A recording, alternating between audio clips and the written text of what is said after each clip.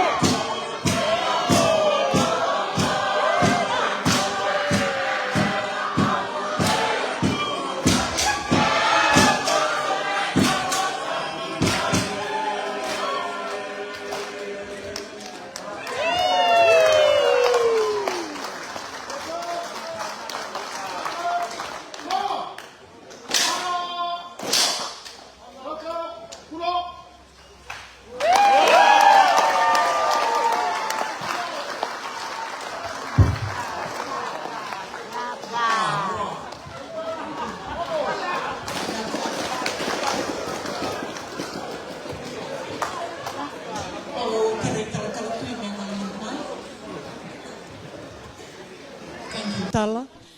Kemini na Leonie Mbosco, na Leonie Matambose ni Fiji National Conference. What you see here is all our youth being represented from the different states. Sanganyo Walanga, Eserenengo. This is New South Wales ACT Synod, it's Queensland Synod, Northern Territory, Western Australia, Victors. They are all here. Amazing what our young people can do if they have the will to do something. But this is a huge message that they are bringing to us. And one of the reasons for doing this is they are going to report to us this afternoon. And so they have gathered together these last few days under the leadership of Talatala Tui, Talatala Kepu, Talatala Fa, Pastor Offa, and Pastor Joyce, Olivia, Mrs. Mbaro from Fiji, doing all different themes.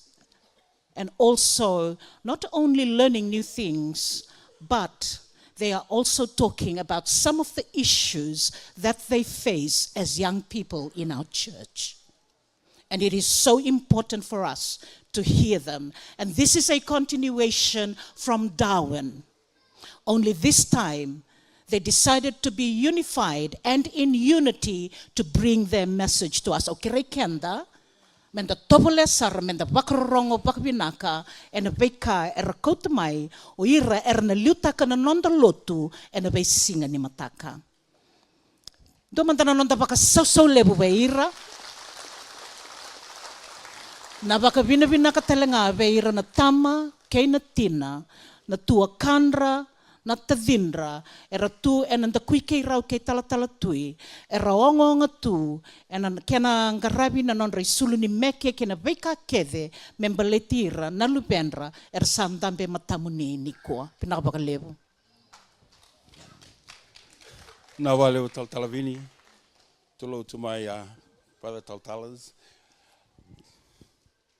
One verse actually screams out to me at this moment. Eloi, Eloi, lama sabachthani.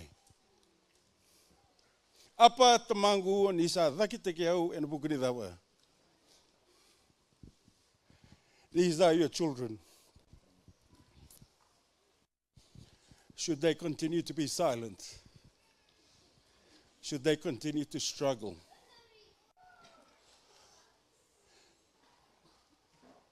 There are tensions. I asked the question earlier this morning. When we talk about culture and another culture, we have it right in our homes. And our kids live in fear of the dominant culture. And I've actually asked the church, how can we bridge that gap? Because Learning Institute for us islanders. Even as we gather over the line, that tension, they go.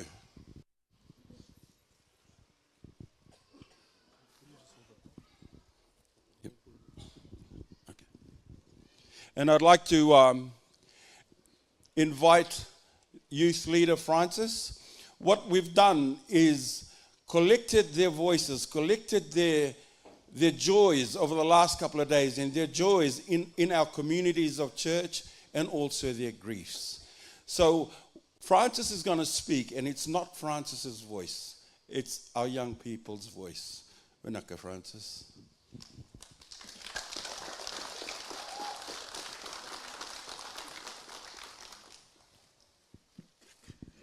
Bulabinaka, Malombula, and good afternoon. God is good? And all the time? God is good? And all the time? Naka.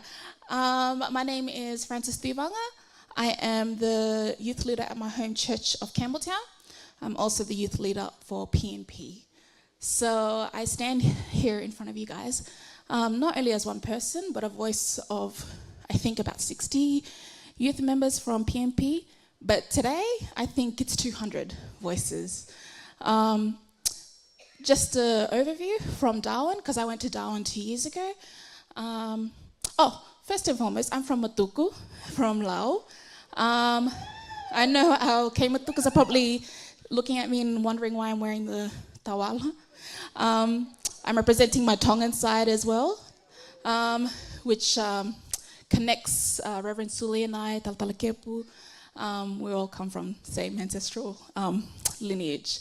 So I'd like to acknowledge that as well today.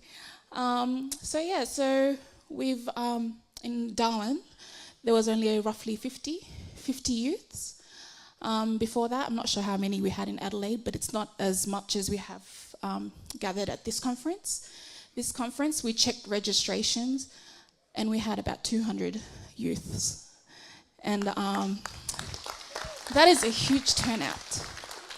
That speaks for itself, that our young people are very, they're into the church, they're into their religion, they're into Christianity, they want to know more.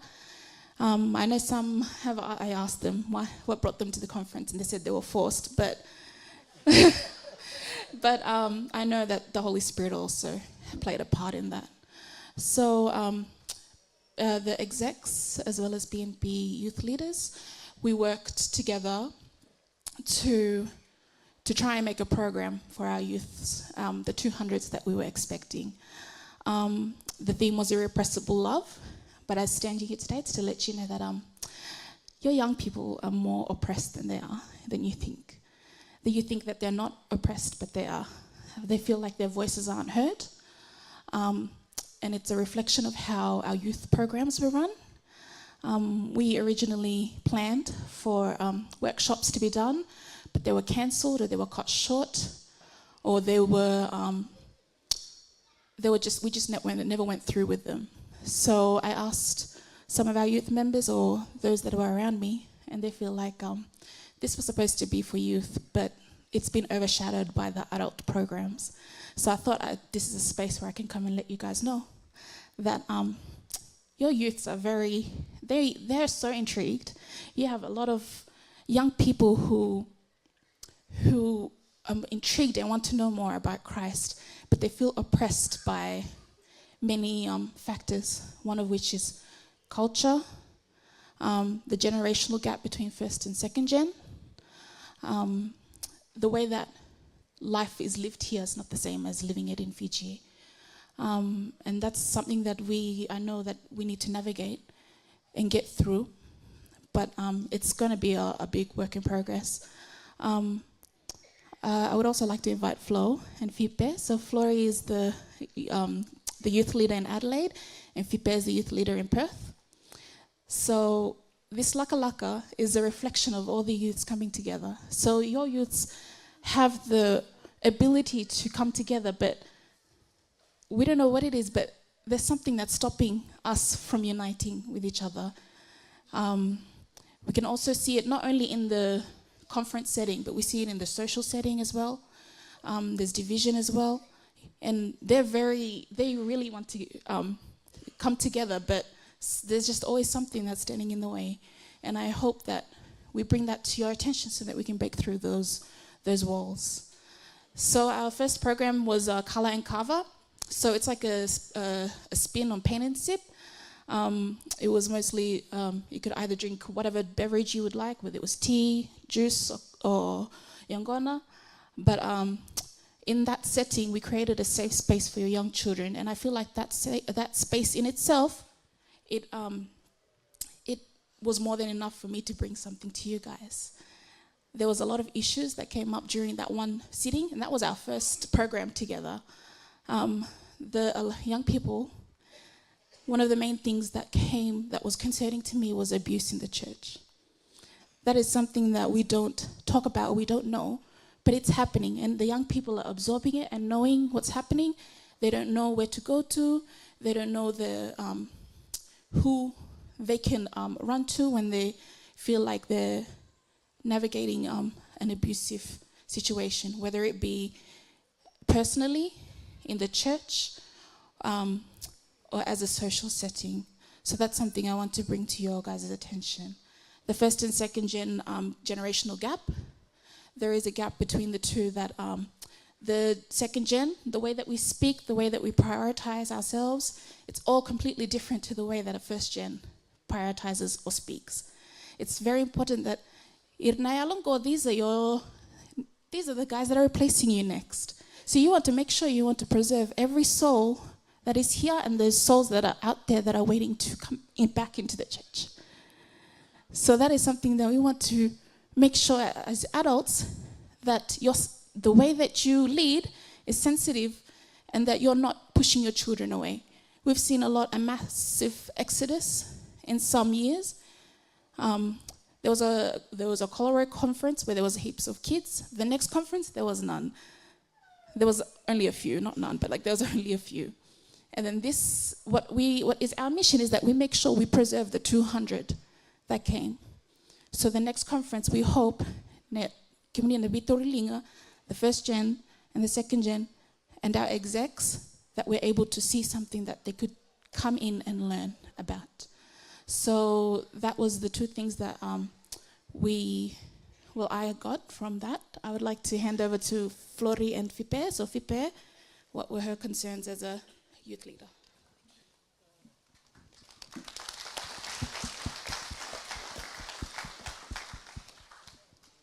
Bulbinaka, Dolvina, Nadango, my name is Fipe Moli, and Eleni Nakavu Mainanji, Vasu Laula Kambatumbo.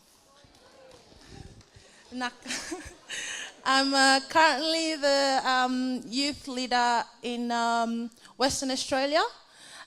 This year we have about I'm not sure how many youth come to the FNC, but I'm going to assume maybe 15 of us. First time for most of us, and it's an eye-opening. I think my issue in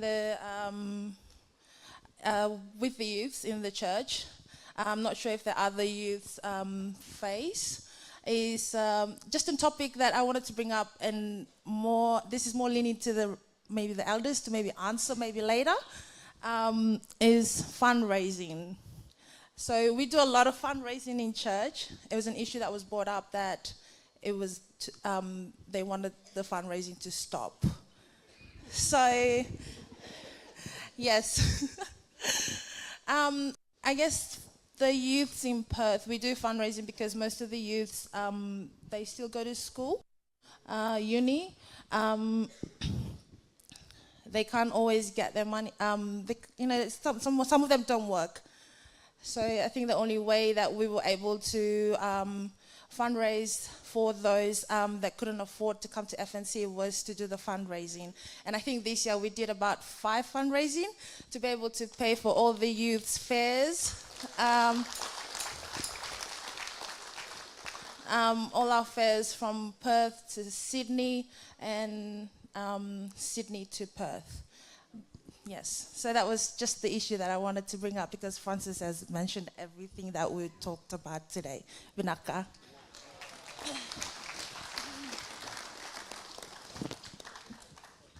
Esa, boleh binaka? Nadanga anti Florida daw, ngani mbati kila mai viti, pasi vanumbalabulau. Yeah, I'm the youth leader from the Adelaide Church. Just a brief history about us. So we were gifted a church. We were gifted a church from Vermont. The church in there was dwindling in numbers, and the church had asked us to take over. So it's now officially the Vermont Fijian Uniting Church in Adelaide. Yeah. From the church, we had over 32 youths that came to this conference. We actually traveled up by bus, so majority of us drove up about 18 hours to get here. So there's a lot of us here. So if you see us, come and say hello. But for us, the youths here, one thing, we're super grateful. Okay, first and foremost, we're thankful and grateful for all the organizers putting in such an enormous event. It's been successful so far.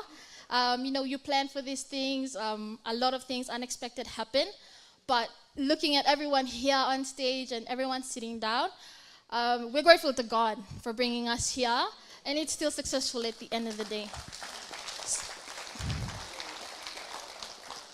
Just from the youth's point of view, I think Francis and Fipe raised a lot of good issues.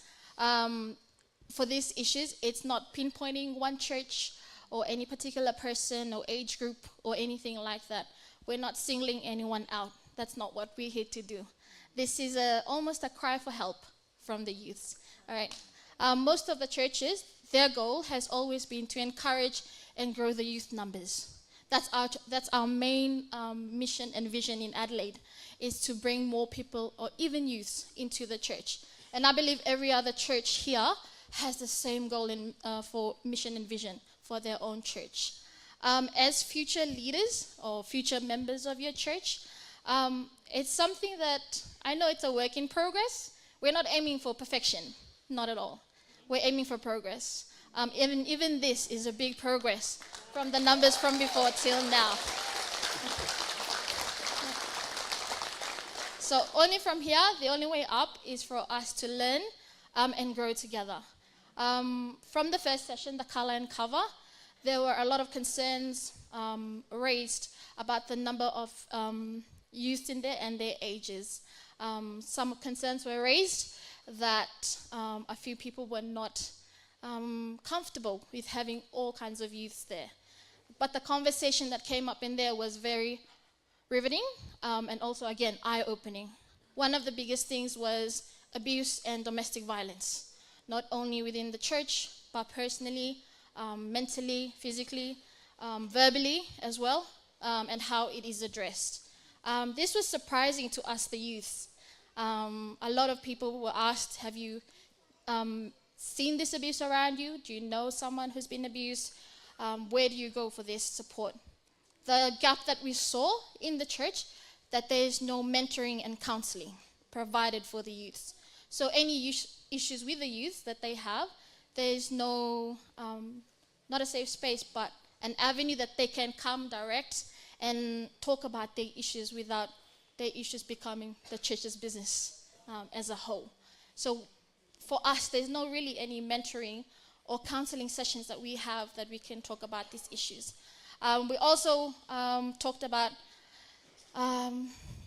suppression. Okay, suppression. We've spoken to a few youth leaders from the other churches. There's a lot of rift in the church because of the suppression from their elders. The biggest one is spoken words. A lot of these kids carry these words very heavily and deeply within them, suppressing them, their emotions, for them to speak up, for them to come willingly, even if they want to learn about God. Hello? Yep. Thank you.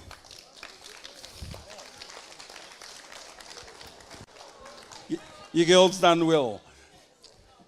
Just. Yes, go.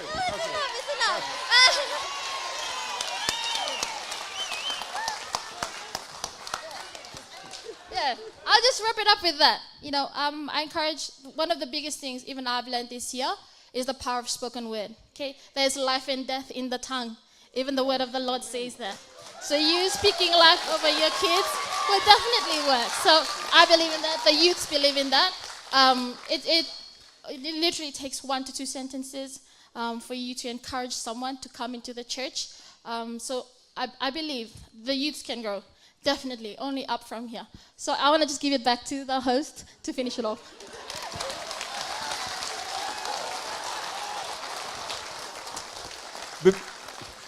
Before we return to our seats, I'd just like to highlight 2 things. Reverend Taltalangase Tuere wrote a journal on Saumeke Navanua. Saumeke Navanua. That is the passing down of our narratives. And thank you very much for the elders for giving us the time, for giving your time and your efforts to pass down the stories to our young ones. We live in diaspora. but your children today can feel the Fijian flow through their brains and veins. And second thing, to my Tongan brothers and sisters, to low again.